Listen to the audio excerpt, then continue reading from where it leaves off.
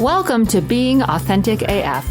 I'm Alexis Franzese, a university professor, licensed psychologist, speaker, consultant, and mom with over 20 years of experience studying authenticity. This podcast explores what authenticity means and how to embrace it in your life and relationships. It's for anyone seeking to better understand their own authenticity and how it shapes our connections with others, from kids to colleagues. Through reflections and conversations with entrepreneurs, we'll share strategies to uncover who you authentically are and want to be. Life's curveballs are opportunities to grow, adapt, and uncover or rediscover your authentic self. Join me as we explore how to know yourself, be yourself, and evolve yourself, unlocking the path to truly being authentic AF.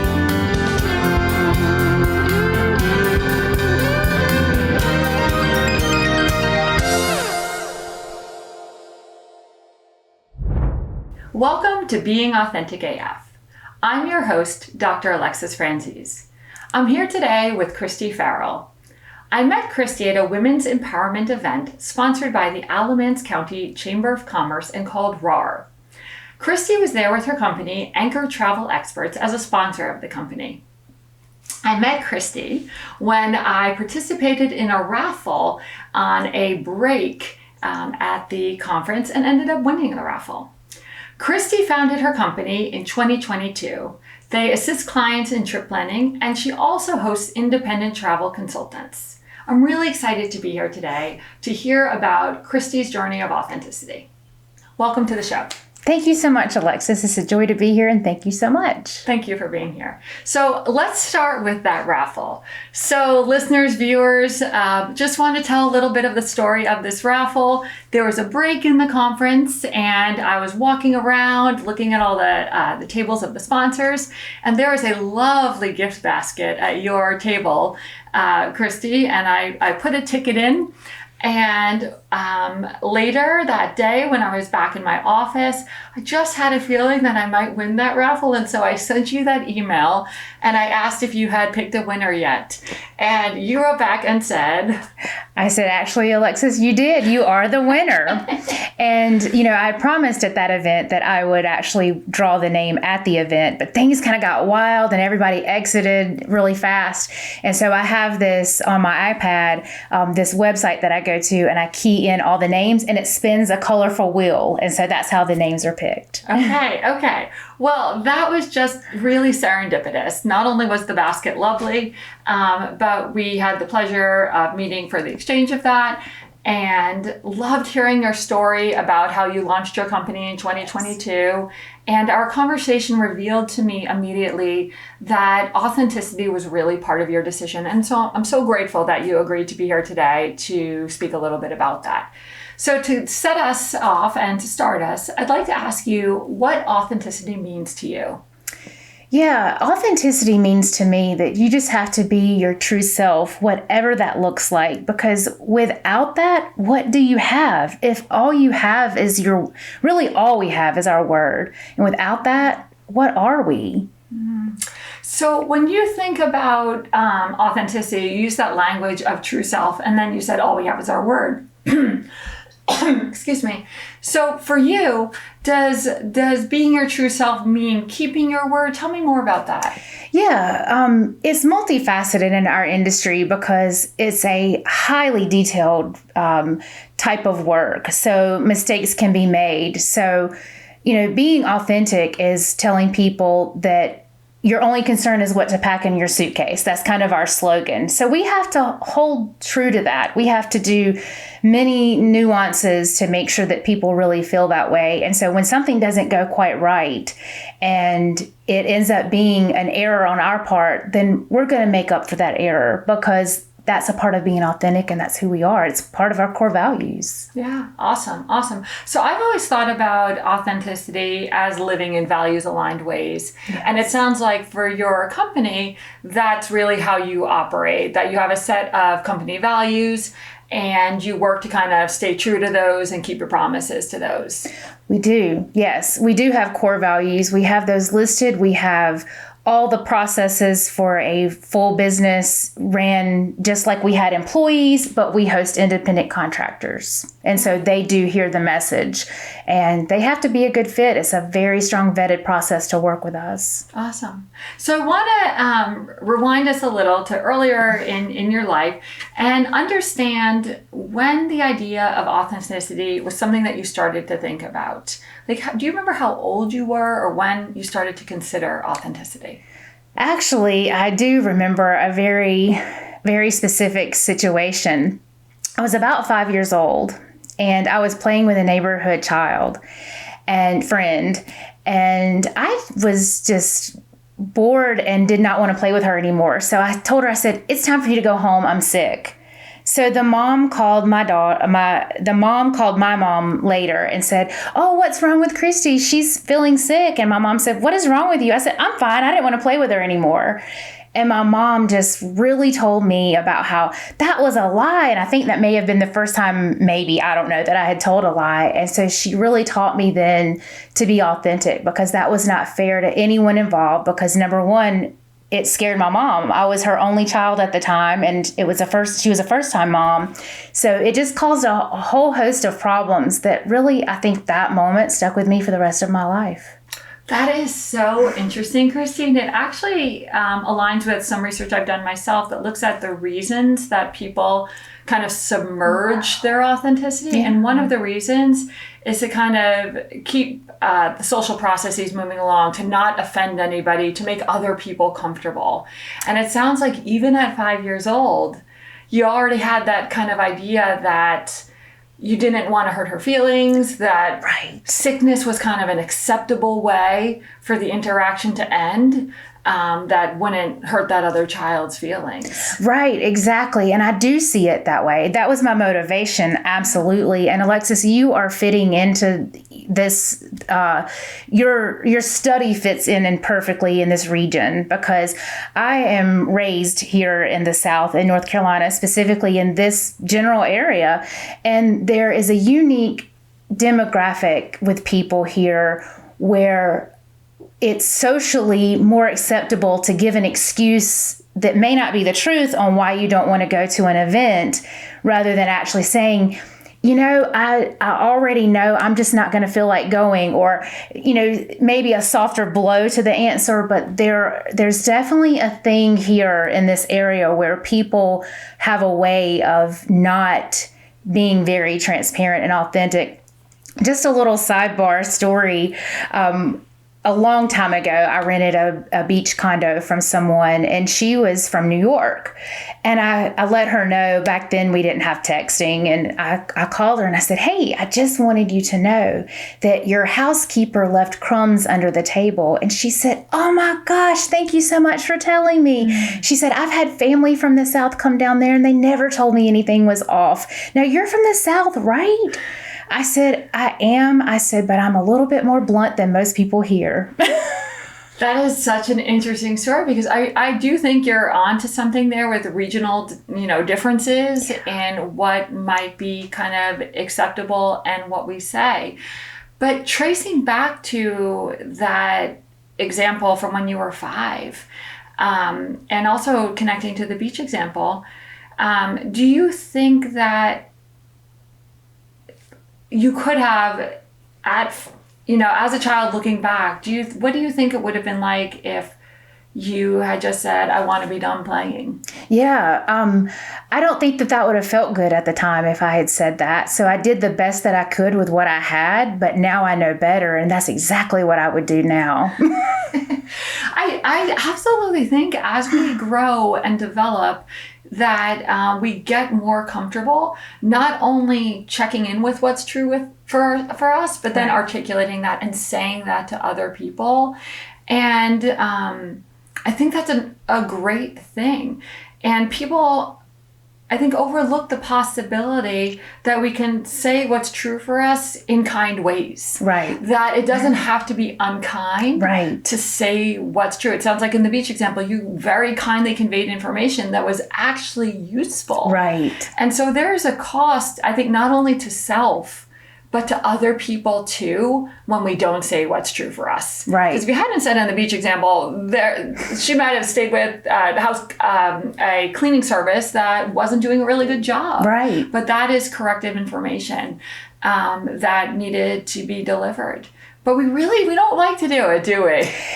It's hard for some people. I do agree with that. It's harder for some than others. So how in Anchor Travel Experts, like I'm sure from time to time you have customers come in, clients who have kind of unreasonable expectations. Yeah. And I do think there's value, in helping other people to save face or feel, you certainly want customers to feel comfortable and supported and seen. How do you gently tell people if they come in with these kind of unreasonable expectations? How do you get them on the same page? Interesting you ask that, because most people actually don't have that. What normally happens is I empower them with so much information that oftentimes it creates anxieties that they didn't even know they had because I tell them, what to do when the unplanned happens. And so I give them loads of information, sometimes even before we plan the trip, that just gives them, instances of how travel can go awry and what you need to do to combat that. So that is more along what happens with my business than the opposite. Yeah. So I want to understand what prompted you to start your business? So you started in 2022. Tell me a little bit about your work life before that, and then bring us up to that decision. Sure. So I have spent my entire career at a very young age, because I started part-time and then went full-time in local government. And not to go down a rabbit hole, but transparency and authenticity was not a priority at that place. And so I knew very early on that it was not a good fit for me, but I stayed because of the benefits. So you kind of have to pick your poison. It became a real clear dream of mine. And I believe actually in my world, it was divinely called around 2008 or 9. I felt very prompted, and even one of my best friends that was a coworker mentioned that I should open a travel agency. And of course, back then I said, well, I'd have no idea where to start. I don't know how to begin. And gosh, I've got to have these benefits for this job. So I didn't do anything. And then fast forward to 2020, in February of 2020, right. I signed a contract with another agency. And one thing led to another. I left that agency. I went to a large host, and I just realized that there was a lack of authenticity in the industry. Mm-hmm. I'll give you some examples, and to not, pick on anybody or any company in particular. Well, there are several different ways that there are issues in our industry, as far as there are multi-level marketing companies, and the average commission that those independent contractors make is about $5,000 a year. So they're really pushing people to be under them without a lot of education, rather than, really, really helping them. So that's why I started the host agency. But as far as serving people with clients, authenticity didn't really come into play with why I started the company, but it really became who I am. And it really became what I was about to offer this for independent contractors. In fact, many of the independent contractors who are currently on our team came to me because they knew who I was affiliated with. See, our agency is different. We are a certified travel agency, so we've invested time and money to get that designation. And through that affiliation, many people have found me through them, which they already had a feeling of authenticism with them. So when you align yourself with those values, and you align yourself with other people and companies with those values, it just all works together for you. Yeah. And did you said that you have your company values figured out. Do you have them on your website, or where can potential customers see those? So I do believe that they're actually on our website, and forgive me if my brain doesn't want to work exactly as what they are, but I know integrity is one of them, and that goes exactly in line. Responsibility is one of them, Sure. meaning as a company, we take responsibility for something when we make the error, if we do. Yeah. Yeah. And beyond that, Kristi, just from spending time with you, there's a feeling of genuineness that you bring to interactions that I feel, when we talk. So what would you say has been the biggest challenge to your authenticity as an entrepreneur? Wow.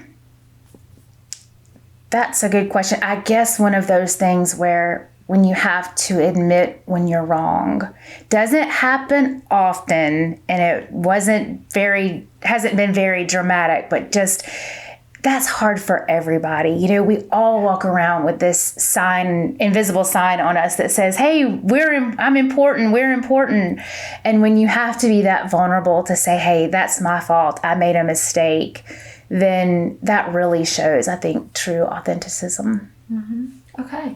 So I know that you work with, you have direct contact with clients and customers, but then you also have independent contractors. How do you uphold the authenticity of others? Yeah, that's a really good question. So I keep a good pulse on our team. So even though they are independent contractors, I have a lot of check-ins with them and a lot of training. We have one meeting per month as a group, and that's a part of the transparency. I don't need to hide the independent contractors from each other. I don't need to prevent them from knowing how to get in touch with each other because possibly they'll talk about me or anything like that. So I'm really open. And so keeping a pulse that way, and then our weekly meetings that we have as well, helps me to do that. And then it's funny, Alexis, how things will just come up in conversation. People will be working on something and I'll say, well, the commission is not what is most important. It's servicing the client. And so sometimes we all have to be reminded of that, because when we are in business and we're there to make money, it's often difficult and a challenge to remind yourself why you're in business. It's to help people and make money without taking advantage of people at the same time. Absolutely. I've always believed that if we just focus on adding value, we're going to be compensated for that. Exactly. Okay, so I'm thinking about the fact of authenticity of places, and I teach a class at my university on the topic of authenticity, and we did this exercise recently in class where I invited students to do some research in class on travel packages that were framed as the authentic Ireland or the authentic wherever. I'm curious if people come in interested, saying, I want to have the authentic experience of whatever destination they have in mind. Yes, actually they do. They talk about, I want off the beaten path trips. I want to eat where the locals eat. So that absolutely comes up for sure. Yeah. So that's interesting. So they're defining it as eating where locals eat. Mm-hmm. And when they say off the beaten path, like the places that not all the other tourists are going. Right. How do you facilitate or create that for people? Well, luckily we have lots of connections. We have connections to all sorts of destinations with boots on the ground people there. So, if it's something that I don't know, I have resources to be able to find that out. Yeah. So how common, I'm curious, how common would you say that is that people invoke that idea? It's not very common. It's a very discretionary client that wants to do that. It's typically a well-traveled person who's been everywhere and done all the highlights, and now they want to go back and do some of the more refined items. That's so interesting. Okay, so I want to ask you to reflect on how your sense of authenticity has changed over time. So I know you started with that story of being 5 years old, and I love that you were able to share that, and wow, that you still have that memory so available to you. Yeah. It sounded really clear, but how has your authenticity kind of fluxed over your life? Yeah, so just to think about over the years, one thing occurred where I was in the corporate world and local government, and there was a situation. I was working in insurance at the time, and one of the insurance companies came back and said that this is what she believed to be true. And so with my department head, I had to admit, this is why I believe she feels that's true. And that's because I led her to believe that. And it wasn't that I was initially trying to do anything that wasn't authentic. It was just the way I conveyed it was not really the best way to convey it. And so I distinctly remember, and this was probably around, I don't know, 2000, before 2005, so maybe 2003 or 4. And my superior, my department head just looked at me and was just like angry looking while another insurance person was there. And they said, wow, that's pretty impressive. You just mentioned your own fault when you didn't even have to, because no one would have ever known that. And so that's pretty amazing. So I really believe that it has stuck with me. I do remember one time when I failed, and I was a teenager and I was dating my now husband, who was my then boyfriend, and I was mad at him. And so I did something. I went swimming at an old boyfriend's house, and he questioned me after I went. I didn't tell him. And he said, did you go to his house to swim? And it was a group of people. It wasn't just the two of us or anything. And I said, oh no, I didn't go there. No, I didn't. Well, he knew for a fact. And I actually told a lie at that moment, as a teenager, and told him that I didn't go. And so, because the fact of not that I went and I did that was so much that bothered him, it was the fact that I told him a lie about it. So I was reminded at a teenager about being 5 years old. And again, though, the point was to spare his feelings, because I thought that it would hurt his feelings if I told him I did. So that really solidified through all those years to help me understand that that's who I wanted to be, because you're in more trouble when you're not. It's so interesting to hear that. And I imagine as you've aged that you have become more skilled at, saying what's true for you and delivering that information and doing that in a really kind way and kind of honoring yourself in that way. Yes. In fact, Alexis, I just have to tell you, I haven't mentioned this before, but it is on our website. I mentioned earlier that I felt like it was a divine calling to do. And so I actually founded the company in Christian faith. And so while I don't discriminate against anyone else's beliefs, I have to be true to that. And I don't feel like that I even need to say anything like I don't need to be apologetic about it, because if I am authentic, then I'm okay with saying that. Mm-hmm. And it comes up when people read our website and then they do business with us, and things will come up about that. And we just leave it there. We let other people decide if that's aligned with something they want to do business with. Mm-hmm. Mm-hmm. Wow. Thank you for sharing that. And it sounds like that was a really thoughtful, intentional choice on your part that was values aligned for you. Yes. And it sounds like it was an act of integrity for you. Yes. And in some of those other examples you gave, in the workplace example, accountability also sounds really, really important for you. It was in that example of kind of fessing up to something you had done wrong that would have been overlooked. And then also, where we started this discussion when you talked about in your current company about if you overlook something, if you make a mistake, kind of making it right and correcting that. It's really interesting, this work of figuring out what our values are. And I think there's so much in the world these days that distracts us from knowing what our values are. How have you managed to kind of stay in touch with what your values actually are? Kind of just like what I was talking about, the fact that I will put it in print on my website that we're faith-filled or faith-driven, that is how I have stayed true. And I've seen other business owners that, they'll tell me, oh yeah, I want to work with you because you're a Christian, but then they'll go to another person and say, oh, I want to work with you because you're this religion. So I'm not trying to bring it out and say that's only who I want to work with. I'm just saying this is who I am. Come on in, you're welcome. Right. Yeah, that's I think a really important distinction. Yeah. Do you think, Kristi, that we have kind of two questions here? Do you think that we have an ethical imperative to be authentic? And on the other side of that, to some degree, do you think it's a form of privilege to get to be authentic?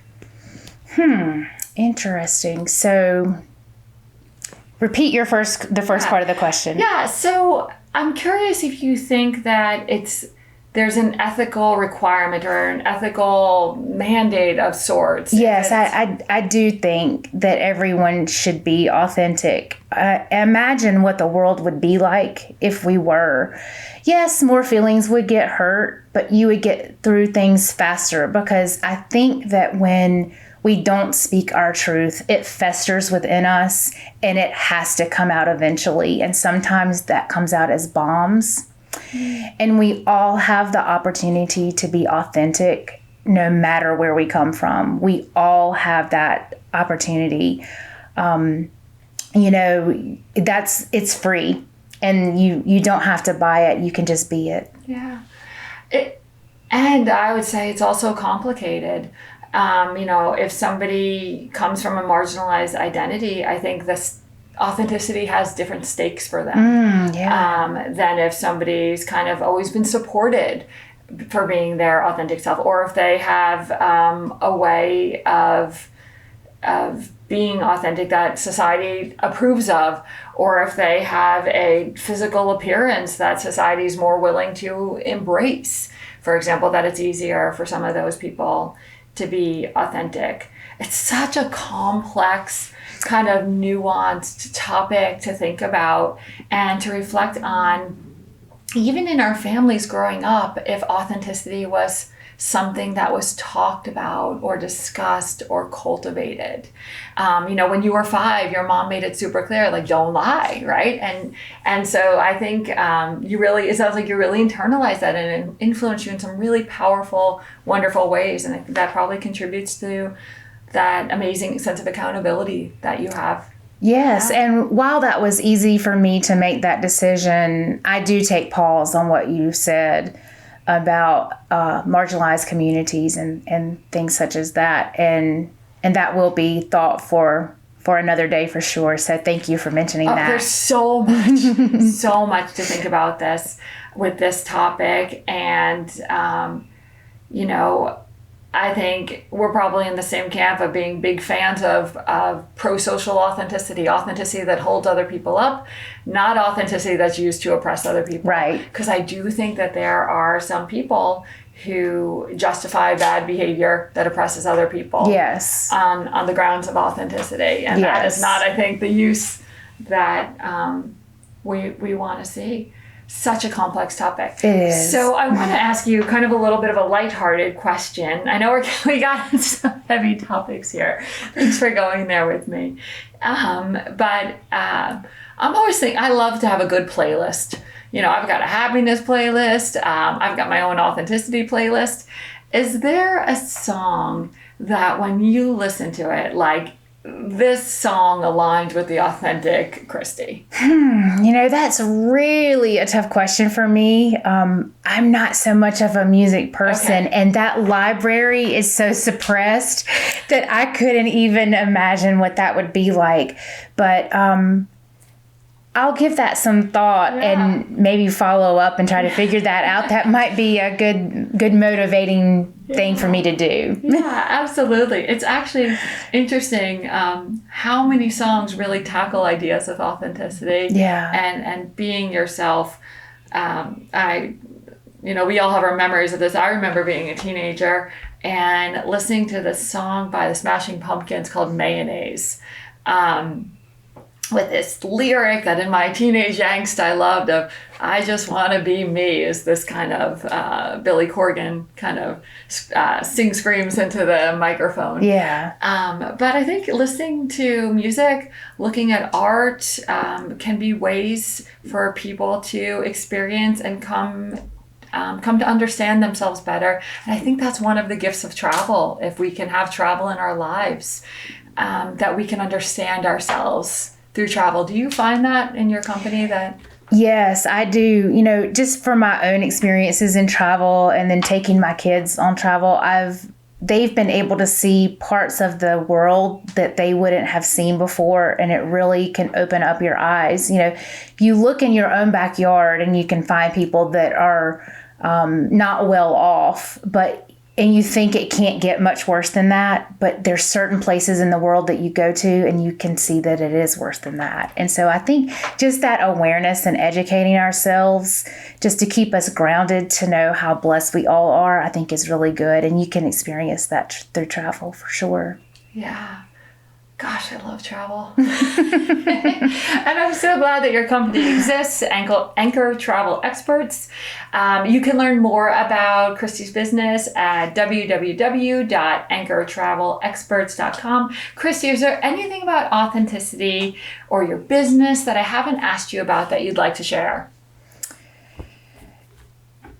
Yeah, so I guess one good thing to say is I don't post and advertise for false hooks. So I don't tell you can have the world travel for $1,200 for 4 people. So I don't advertise based on price too much to avoid, price fluctuation and changes. So we're pretty transparent on it. We're very transparent on everything. Yeah, and those themes just come through in hearing about some of your personal stories and in your professional work of accountability, transparency, acting with integrity. And I really appreciate you taking the time to share today your reflections on what authenticity means to you and how you've enacted it in your professional work. Thank you for being here today. Thank you for having me so much. Thank you for joining us on this episode of Being Authentic AF. If you liked what you heard, please subscribe to our series wherever you get your podcasts so that you never miss an episode. Until next time, keep being Authentic AF and let that authenticity uplift and inspire others. Take care.